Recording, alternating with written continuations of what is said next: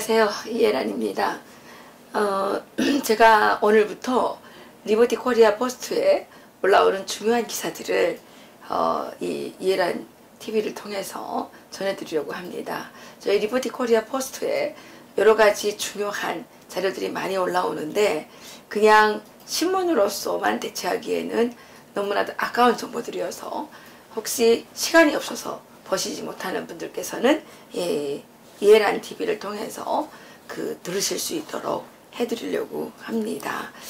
리버티 코리아 포스트는 북한에서 들어오는 여러가지 정보들을 신속하게 전달해드리는 인터넷 매체고요. 또 이예란 TV는 유튜브 방송이죠. 지금 저희 리버티 코리아 포스트 또 이예란 TV 유튜브를 통해서라도 북한의 다양한 정보들을 국민들에게 알려드리는 것이 정말 자유통일을 지향하고 대한민국의 공산화를 막아내고 또 북한의 공산왕조 집단을 쓸어버리기 위한 저희들의 마지막 용기이고 저희들의 열정이라고 여러분들이 봐주시면 좋겠습니다. 그래서 여러분들께서 이 이예란 TV를 시청하실 때 밑에 후원 계좌가 올라가 있는데 자꾸 말씀드리기도 사실은 거북스럽습니다.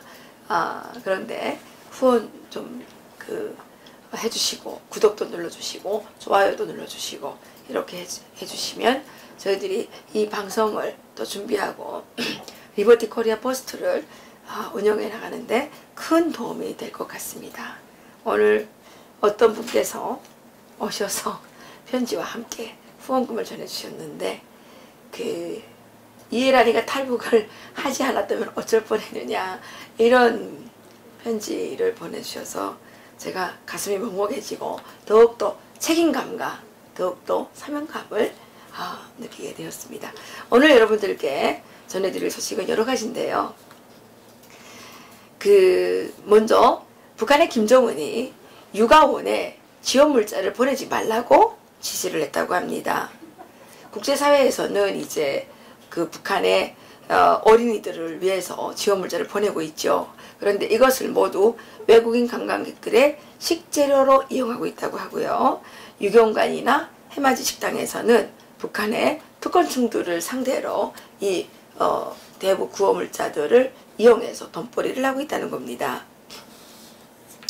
최근에 유엔 비상구호조정관 마크 로킥이 북한을 다녀왔다고 했죠. 북한에 가보니까 북한 주민 600만 명 이상이 치료약이 없어서 고통을 당하고 있고 식수가 부족해서 오염된 물을 마시고 있다는 얘기를 했죠. 그러면서 유엔이 올해 대북 지원을 위한 목표 모금액을 1억 100만 달러로 잡았는데 이것이 지금 전혀 모금이 되지 않아서 10.5% 정도, 그러니까 약 1000만 달러 정도밖에는 안 모여졌다는 거죠.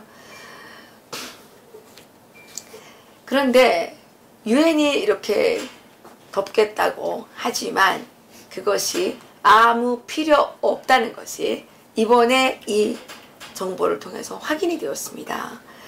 북한 당국이 부모 없는 고아들 또 영양실조에 걸린 어린이들을 위해서 국제사회가 지원하는 물자를 모두 빼돌리고 있다고 현지에 있는 리버티 코리아 포스트 내부 소식 등들이 전해왔는데요. 국제사회의 지원 물자는 2014년 김정은의 직접적인 지시에 의해서 공개적으로 빼돌려지고 있다고 말했습니다. 지난 16일 함경북도의 한 소식통은 부모 없는 어린이들을 키우는 육아원이나 10세 이상의 고아들을 돌보는 중등학원들은 각도 소재지들마다 다 있는데 청진시 라남구역에 있는 육아원에서는 현재 어린 고아들에게 보리 콩밥을 먹이고 있다고 말했습니다. 소식통은 또한 고아들의 밥에 섞어주는 보라콩은 세포 등판에서 키우는 초식동물 사료용으로 러시아에서 들여온 것이라고 말했는데요. 보라콩은 식용으로 가치가 떨어져서 집짐승 사료로 쓰지만 지방질과 단백질이 풍부해서 어린이들의 영양실조는 막을 수 있다고 덧붙였습니다. 이 보라콩이라는 콩은 아주 껍질이 두꺼워서 어린이들이 씹기에는 아주 부담스러운 콩이죠. 또한 서식통은 이 보라콩은 1980년대 말 삼지연군 포테리에서 많이 심었지만 된장 원료로도 사용 못할 만큼 섬유질이 많기 때문에 1992년부터는 심지 않는 작물이라고 하면서 대규모 축산기지인 세포 등판에서 올해부터 사료용으로 보라콩을 심는 것으로 알고 있다고 전했습니다. 서식통에 따르면 부모 없는 고아들을 지원한다는 구실로 협동농장 매 분조들에서 한 달에 계란 20알씩 바치도록 하고 있고요. 또 보통 한 개군에 협동농장 12개가 있고 한 개 협동농장에는 6개의 작업반, 매 작업반마다는 평균 3개의 분조가 있는데 이 각도마다 12개 이상의 시군이 있기 때문에 이것을 다 합치면 한 개도에 매달 평균 5만 개 이상의 계란을 거두는 것으로 계산된다고 하면서 매달 할당된 계란을 바치지 못하는 협동농장들은 가을철 식량 분배에서 이것을 이제 구실 삼아서 식량 분배를 해주지 않겠다고 했다고 설명했습니다.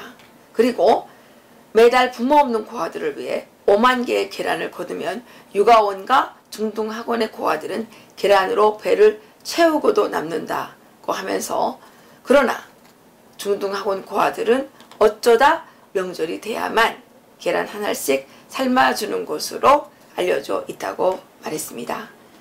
이와 관련해서 중국에 거주 중인 북한의 한 주민은 육아원과 중등학원 고아들의 식량은 어떤 일이 있어도 자체로 보장하라는 지시를 2014년 6월에 김정은이 직접 내렸다고 하면서 대신 국제사회의 지원 물자를 다른 곳에 돌리도록 지시했다고 설명했습니다.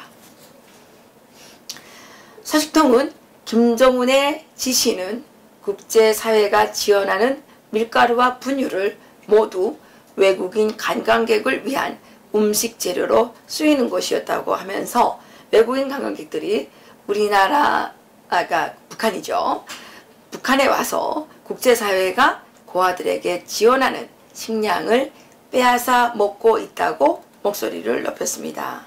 그리고 외국인들과 부유층들이 자주 드나드는 평양의 식당들에서 파는 음식들도 국제사회의 지원 물자를 상당히 쓰고 있다고 하면서 이런 식당들에서 벌어들이는 돈은 모두 김정은의 자금을 관리하는 노동당 39호실이 가져간다고 비난하기도 했습니다.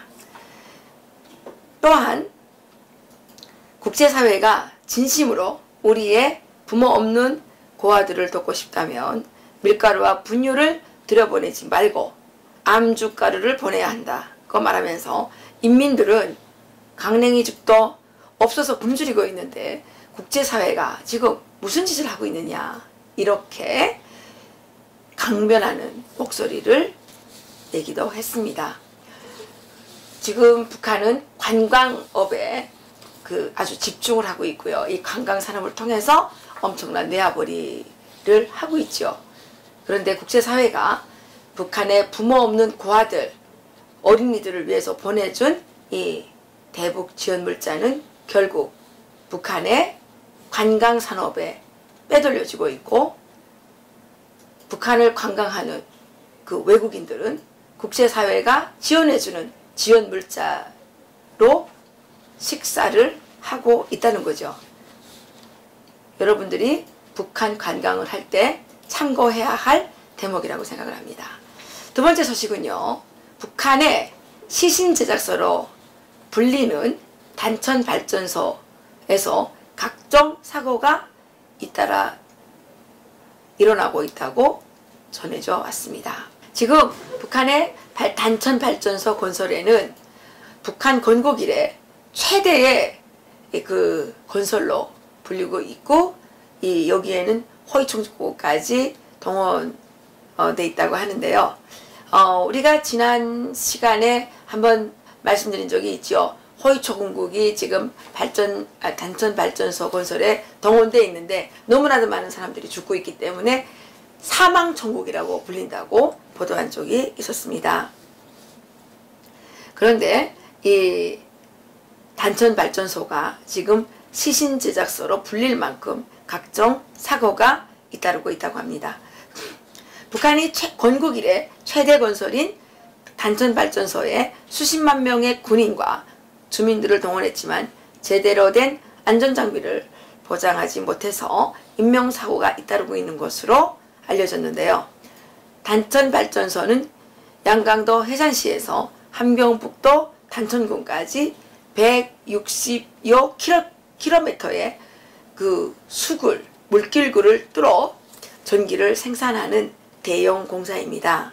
양강도와 함경남도의 소식통들은 중앙에서 지난해 9월부터 단천발전소 건설을 본격적으로 다그치고 있다고 하면서 강원도 세포 등판 건설에 동원되었던 922 돌격대와 인민내무군 7총국, 인민군 7사단과 여명거리 건설에 동원되었던 호위사령부 부대들까지 모두 총동원해서 단천발전소 건설에 지금 동원되어 있다고 합니다.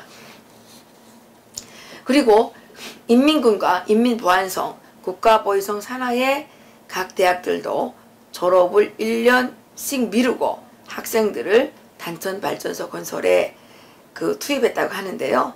올해 2월에는 각도 중등학원에서 공부하던 고아들을 조기에 졸업시켜서 단천발전소 건설장에 집단적으로 배치했다고도 합니다. 또한 소식통들은 지난 9월 생산 부분과 비생산 부문에서 단천발전소 돌격대를 조직한 외에도 공장기업소의 남성들을 의무적으로 6개월씩 단천발전소 건설에 동원하는 등 발전소 건설에 투입된 총 인력은 군인 20만에 민간인 20만으로 모두 40만 명에 이른다고 주장했습니다. 단천발전소 건설은 양강도 삼수군과 김형권군 그리고 함경남도 호천군과 단천시의 30여 곳에서 동시다발로 진행되고 있지만 건설 장비라고는 차감기와 꽃갱이, 정대 이렇게 뜨르는 거 있죠. 정대와 사비 전부라고 하면서 대형 수로 공사에 제대로 된 안전장비도 없이 수시로 인명피해가 발생하고 있다고 합니다. 소식통들에 따르면 안전대책과 안전장비 미비로 인해서 여명거리 건설에 동원됐다가 단천발전소 건설장으로 옮겨온 호위사령부 1旅단에서만도 지난 2월 한 달 동안에 무려 34명의 병사들이 사망했다고 합니다. 사망자가 이렇게 많기 때문에 중경상을 입고 제대되는 그러니까 감정제대죠. 의가사 제대되는 군인들이 더 많다는 것이죠. 양강도의 한 소식통은 단천발전소는 국가경제발전 5개년 계획이 완성되고 노동당 제8차 대회가 열리는 2020년까지 무조건 완공해야 된다는 계획이 있다고 하면서 하지만 열악한 후반 공급과 안전을 고려하지 않은 무리한 공사로 인해서 건설자들의 불만이 아주 높고요. 공사 속도도 상당히 더디다고 합니다. 함경북도의 한 주민은 아들을 만나기 위해서 건설장 현지를 다녀왔는데 군인들이 하루 14시간씩 물길굴 수로를 뚫는 공사에 동원되는데 건강 상태가 말이 아니었다고 증언했습니다. 단천발전소는 북한 김정은 위원장이 2016년 신년사에서 처음으로 언급했지만 당시는 노동당 제7차 대회를 위한 각종 기념건설을 활발히 하고 있었기 때문에 필요한 인력을 확보할 수가 없어서 착공식이 노동당 7차 대회가 끝난 직후인 2017년 5월 18일이어야 가질 수 있었다고 합니다. 단천발전소는 9.1번 시대 노구치 재벌이 계획했다가 방대한 건설 인력과 자금 사정으로 포기했던 공사인데 1980년대 김일성이 소해관문 건설과 단천발전소 건설을 놓고 고민하다가 결국은 단천발전소를 포기하고 소해관문 건설을 선택했던 것으로 전해지고 있습니다. 단천발전소는 양강도 해산시에서 함경남도 단천시까지 수굴, 그러니까 물길굴이라고 하죠. 뚫어서 삼수발전소 저수지의 물을 동해바다로 빼내는 공사인데 북한은 이 과정에 낙차고를 이용해서 계단식으로 발전소를 건설하면 180만 킬로와트의 전력을 생산할 수 있기 때문에 지금까지 겪어온 전력난을 해소할 수 있다고 주장하고 있다고 합니다. 이렇게 단천발전소 건설에 수십만의 인력이 동원되어 있고 이 건설장에서 특히 호위천국 군인들이 상당히 많이 사망을 하기 때문에 호위천국은 그 호위천국이라는 영예로운 그 명칭에서 사망천국이라는 이 오명을 뒤집어 쓰게 됐다는 것이 북한에서 전해오는 소식입니다. 여기서 마치겠습니다.